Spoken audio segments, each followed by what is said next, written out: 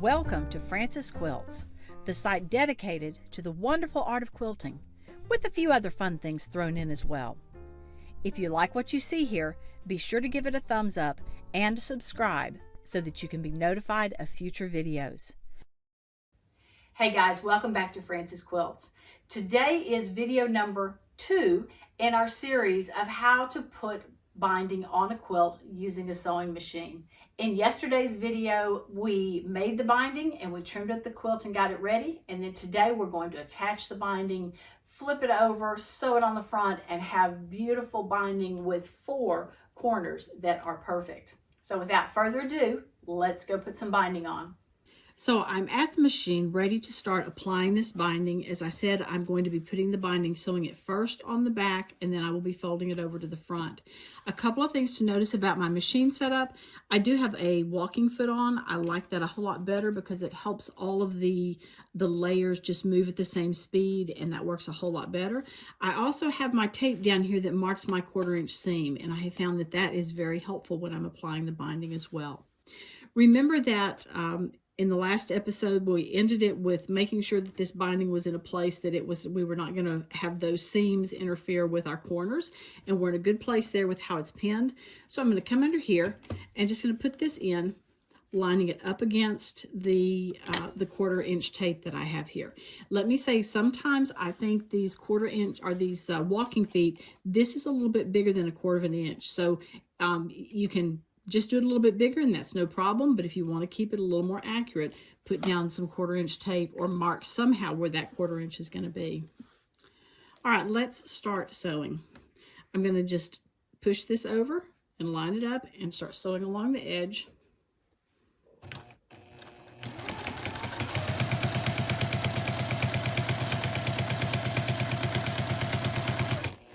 Now, as I get down to the end here, I want to stop approximately 1/4 inch from this side right here. So I'm going to stop somewhere right in there.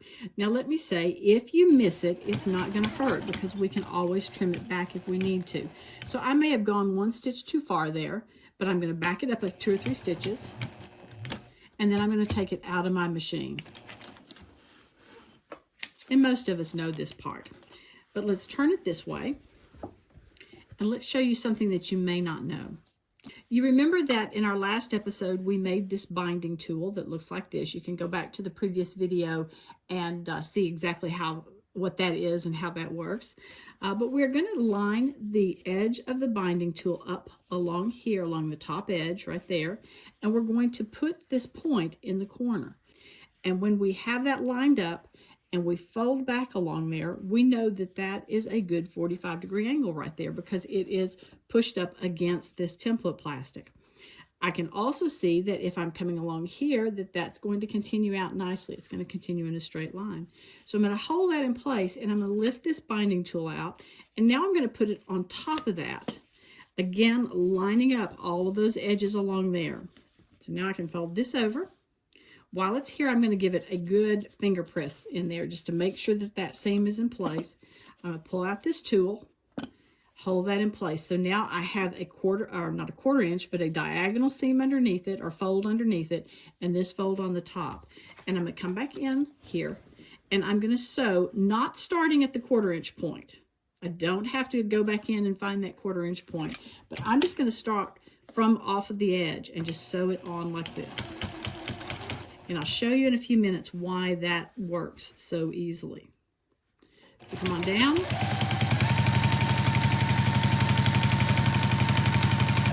Again, just lining these edges up and pushing it up against my 1/4 inch tape that I have there.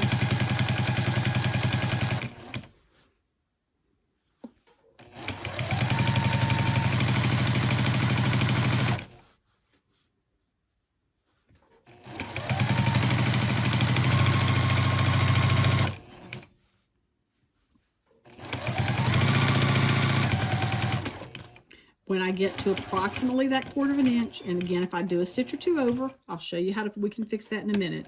We're going to back up and pull our fabric out.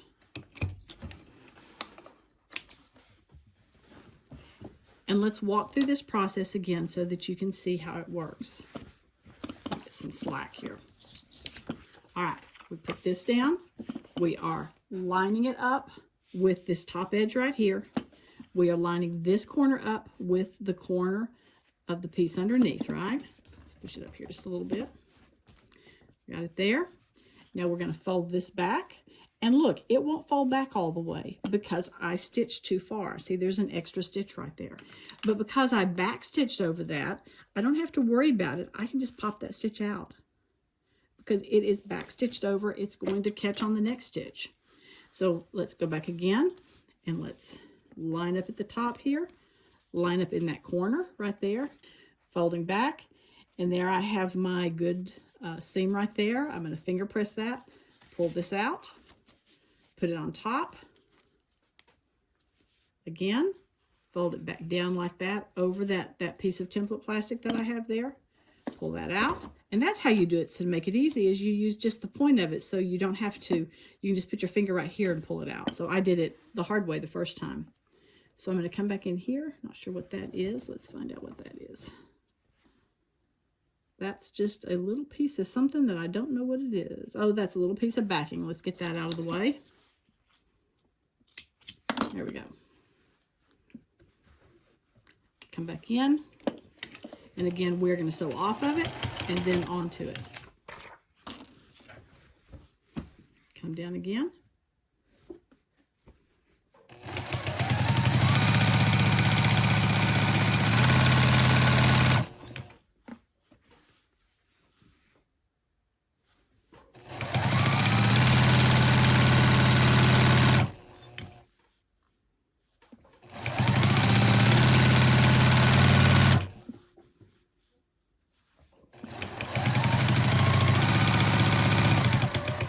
Down to approximately 1/4 inch and then back away.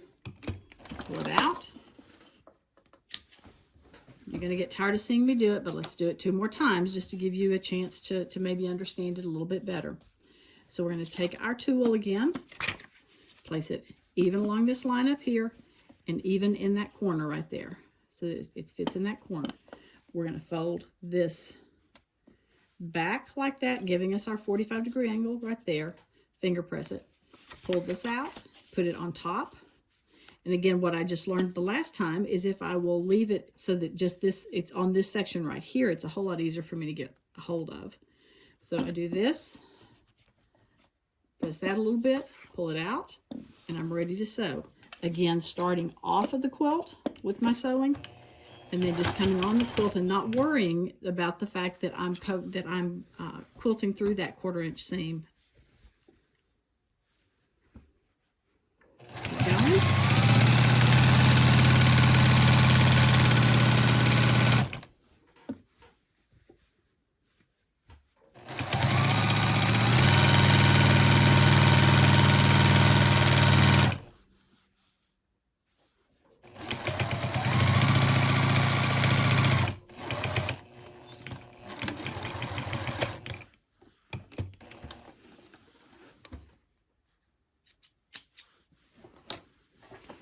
All right, let's do this last corner, and I'm thinking that you can probably do the description as well as I can. What are we going to do first? We are going to line this up at the top and line it up with the corner of the piece that we're working on, that we're putting binding on. We're going to fold back like this, press it, finger press it to get that good 45-degree angle. We're going to then put this on top, again, lining up all along here. I'm going to take this and fold it back down like that. Finger press it, pull that out, and we're ready to stitch this last corner.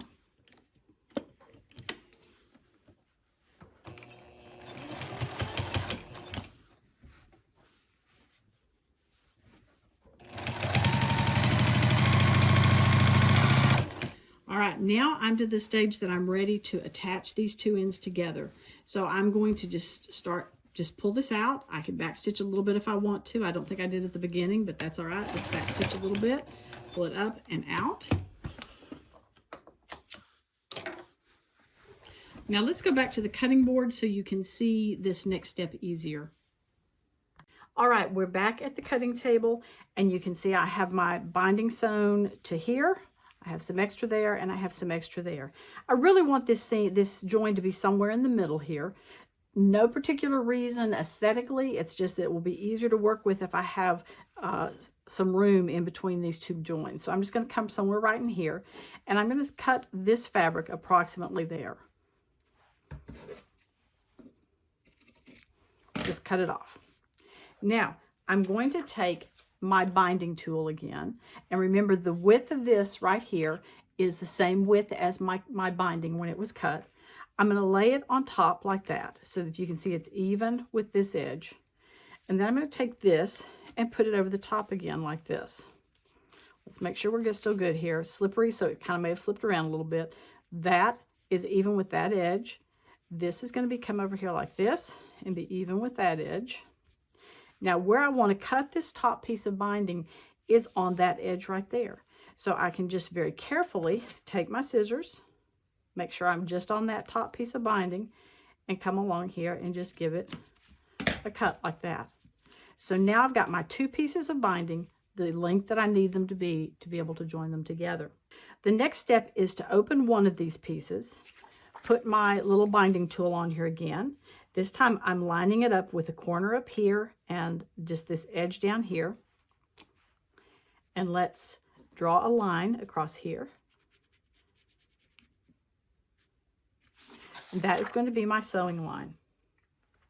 Now, if you have done this technique before, sometimes after you get through and you've sewn them together and you think you've done a great job, it ends up that the binding is turned like that and there's a twist in it and it just doesn't work. The way to avoid that is to check it out beforehand. So I'm going to take this piece that I'm planning on going to be sewing on that line, and I'm just going to fold it over, basically on that line. It may not be exact, but I'm just going to fold it over on that line. And then I'm going to take this piece and fold it over, or just lay it right there and do that. Now we could just tuck it in there if we wanted to, and some people do that and just sew it down that way. I prefer to actually sew this seam. But what this does for me is when I open this up, I know that this piece of fabric right here has to be attached to this piece of fabric right here.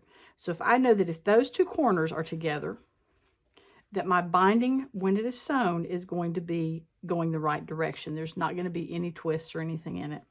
So I'm going to turn this over. I should have probably marked the other piece, but that's all right. So I'm going to turn this over so I can get to it easily. And I'm going to attach the corners right there. I'm going to match those up. And I'm going to match this down here where that line that I've drawn ends up in the corner there. Now this is a little bit tricky because it's just a little kind of gangly, a little bit hard to manipulate. But I'll take this and I'll put a pin in here. So I got it?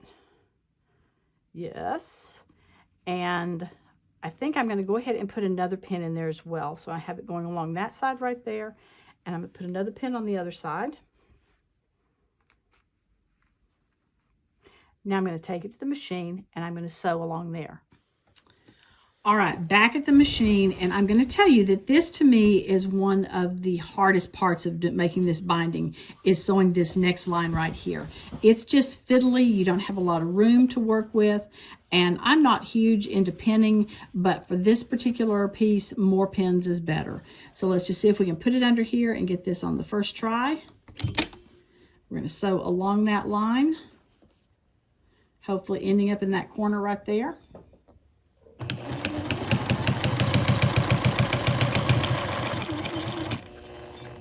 Move that pin out of the way.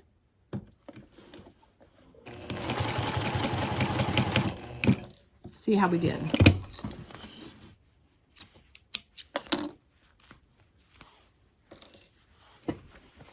Oh, good. When we open that up, you see we have a nice 45-degree angle line right there. So now let's turn it back to the back and just check it. I want to just fold this over on that line that I just sewed. I'm going to fold it over like that, and I want to just look and see that I have the right amount going that way. I may have to stretch it just a touch, but that's going to fit in there well. This is going right, so now I can come in here and cut out this extra piece back here.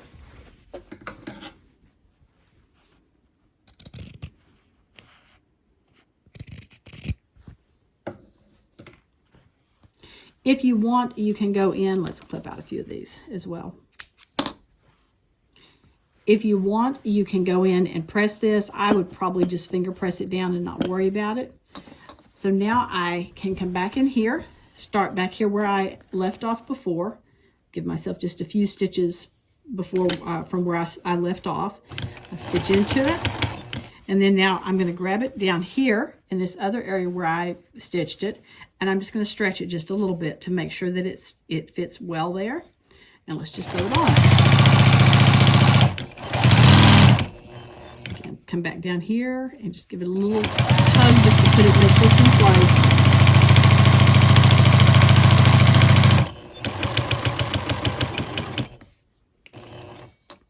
I've overstitched that a little bit as well. And let's clip it off.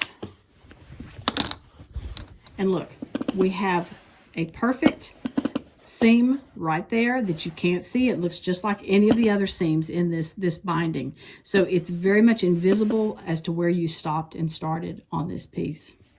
Now, before we actually start ironing on these and pressing them out, let's fix these corners.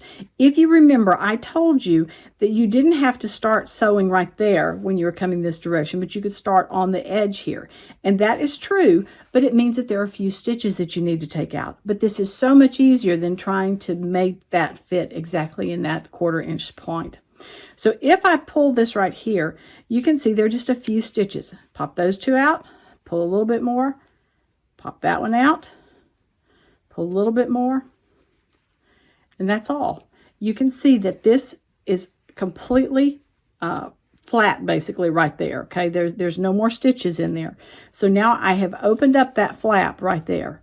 I haven't cut anything off here on the corner or anything like that. I've just popped out a couple of stitches. Let's do the next corner. Same thing. We're going to take this flap, we're going to fold it back, pop a stitch, fold it back, pop another stitch, and don't worry about popping too many stitches. You can't, because it is sewn in place from the other side. So that one is loose. Let's do the next one. Pop and pop again. All right, and then one last time. Just come up here. Let me get rid of those extra little bits right there. I'm going to hold it like this. I'm going to pop those first two, and then come in there and pop one more set right there. So that has left that loose again. I can come into there very easily, and that opens up. Now let's talk about what we're going to do. I take my iron and I physically press this out. I'm going to come along here, and I'm just going to press along this way, pushing it out as I go. You can add a little bit of spray starch here or magic sizing, or you could add a little bit of water if you need to. When I get to these corners, I just press into them as much as I can. I'm not trying to fold them all the way over. I'm just trying to press into them and get that little point right inside there. Let's turn it and keep going. Pressing across. Let's see if I can get a little steam going here.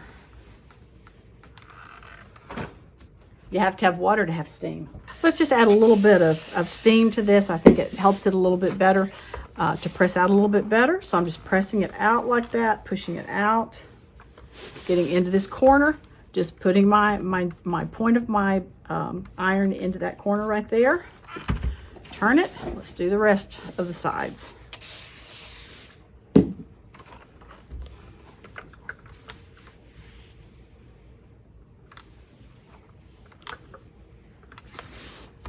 Into the corner,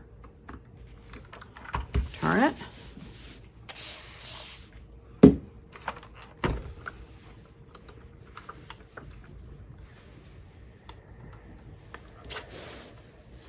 get that corner, and I think that puts us back where we started.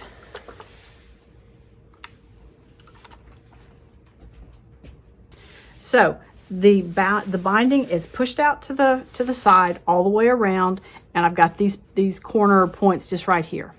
So now let's turn it over and let's start bringing the binding to the front.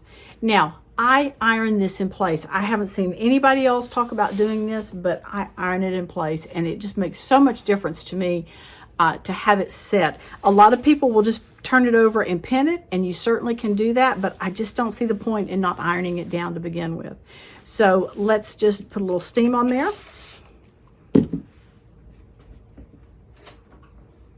And start ironing. I'm going to pull this over, and you're going to see it's a little bit wider on the top than it is on the bottom, but there's nothing that says that that's not okay. Okay, I just wouldn't worry about it. So I'm just going to start pressing it down as I go, turning it under with my left hand and ironing on top of it with my right. Let's keep coming. We'll talk about that corner in just a second.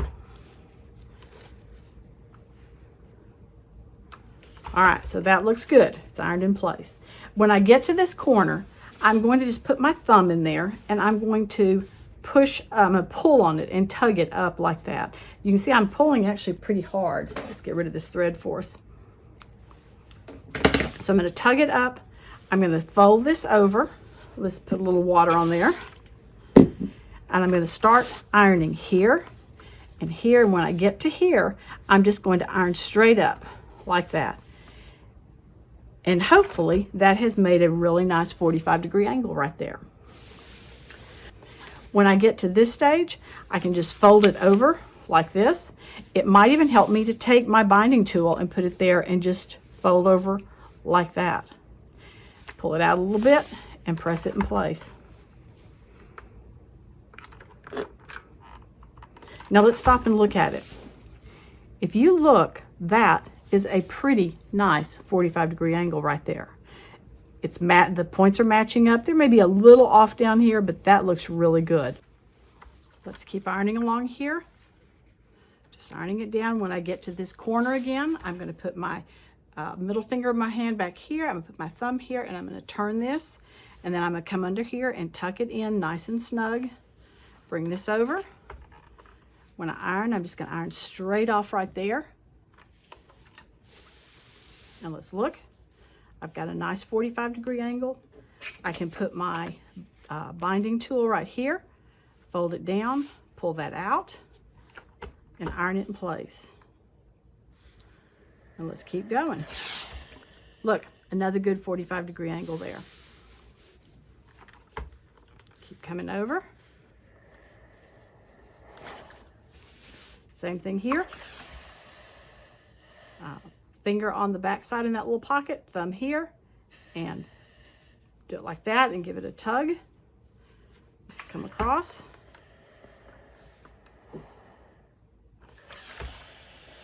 Turn it. We're going to put this down here, fold this over, pull this out, put that on top of there, and I could already see we had a really nice 45-degree miter right there. So that's another mitered corner right there that looks good. One more to go. Let's come over here.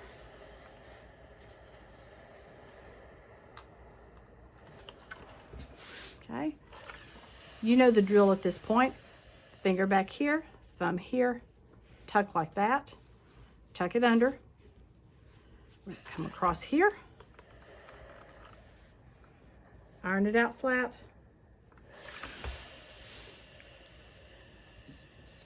binding tool down.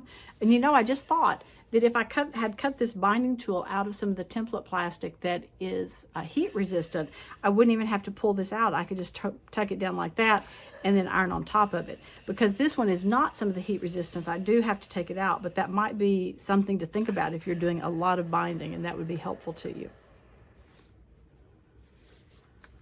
And now we're back where we started.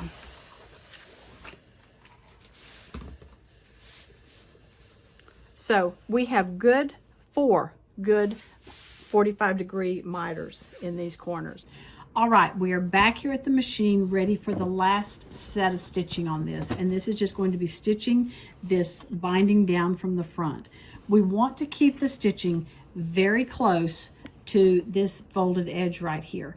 And I slow down when I'm stitching this so that I'm staying nice and close in here. And after you've done it a little bit, you're going to figure out where it needs to sit on your machine for that to happen.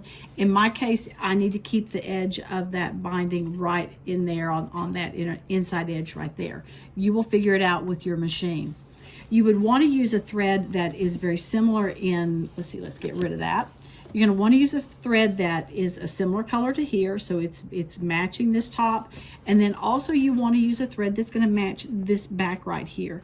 I'm not going to worry too much about it on this piece, but if I was doing this for something really nice that I wanted to be very careful with, I would put a yellow greeny fabric in that, or thread in that back, so that it would match that back fabric right there.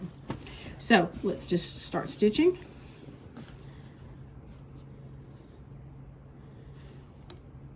Get it in place where I want it.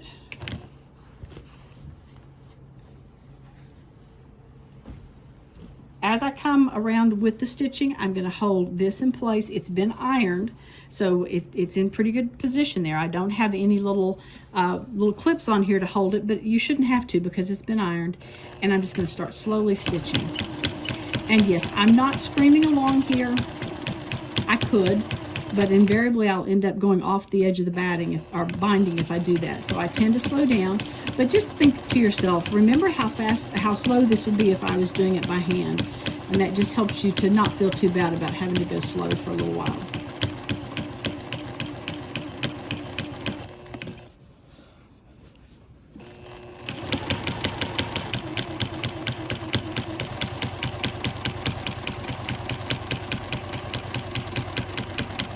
And honestly, I'm not even looking at where the needle is. I'm looking at right here where this binding edge is against my walking foot. Because I know if I have it positioned correctly, the needle is going to be in the right place. Now I'm coming up to this corner, so I'm going to grab a stiletto and I'm going to push this over, making sure I have my nice 45-degree angle here. And I'm going to just hold that in place like that. And I'm going to sew down until my needle touches that top fold right there. So the next stitch would take it off of that fold. I'm going to turn my quilt this way. So now I'm just going to stitch out like that on that 45-degree angle. Just take 4 or 5 stitches. And then I'm going to push back up and I'm going to back up into it again. Sometimes it takes more stitches to back up than it does to actually stitch straight. So let's come back here. See that I'm in the right position. That first stitch, you may need to move just a little bit to get it in the right spot, but my binding is all in place here, so let's go again.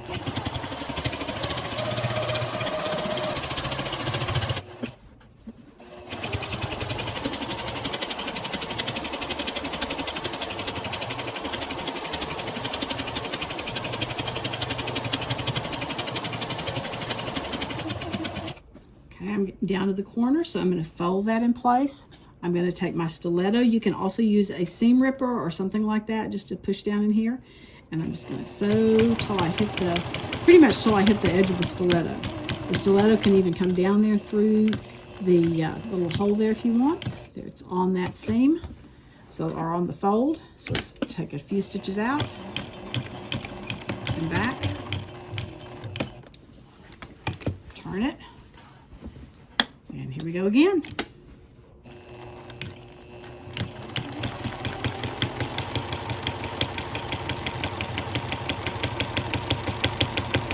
Again, the walking foot just does a wonderful job of moving that fabric along evenly.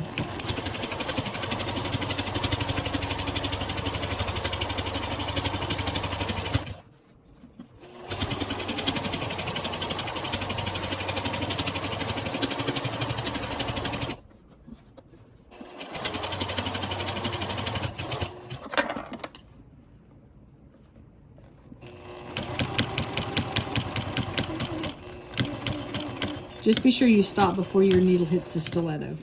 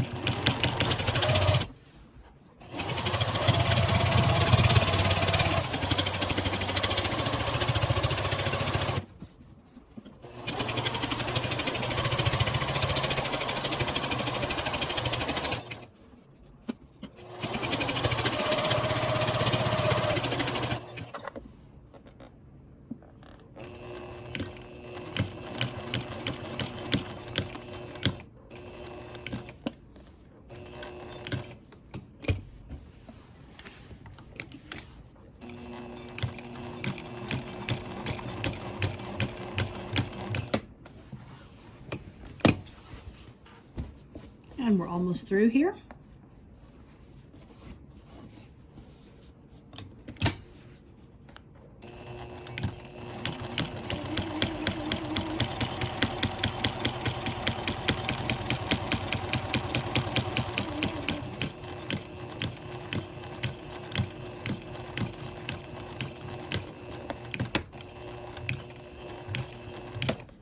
Okay, let's have a little bit closer look at this. You can see my stitching is just inside that fold right there. If I ever get over that and off the fold and onto here, which I have done at times, I will go back later and sew over that again. It doesn't look good if you have it coming off the edge there, so it's just easier to go back over and redo it. Let's look at the corner. Okay, that is a very nice 90-degree corner there and a very nice miter right there. I think I have that on all 4 of those corners, so that's wonderful. Let's look at the back. Because if you remember, the back binding was going to end up being a little bit narrower than the front binding. If you look back here, you have a line of stitching that runs just right there, just inside that binding edge, and that is the line of stitching from the front. So again, this thread is actually fine, but if I had used a thread that matched exactly that background fabric, you would not even see it at all. All right, that quilt is now bound. It is finished. I can mark it off of the list. By the way, if you're interested in this quilt, this is the sample that I used in my video series called Keeping It Straight, 8 Ways to Use a Straight Edge Ruler. You can see there's a lot of fun designs here. If you're interested in checking that out, I'll give you a link to that video as well. And be sure to check the show notes just for more information about Francis Quilts and other things that you can find there. Thanks for joining me today. I hope that all your bindings are straight, all your corners are perfectly mitered, and I hope to see you again real soon. Remember, if you like what you've seen, be sure to give it a thumbs up and subscribe. Please check out my website and daily blog at francisquilts.com, and I can be found on Facebook and Instagram at Francis Quilts. Thanks so much for joining me. Hope to see you again soon.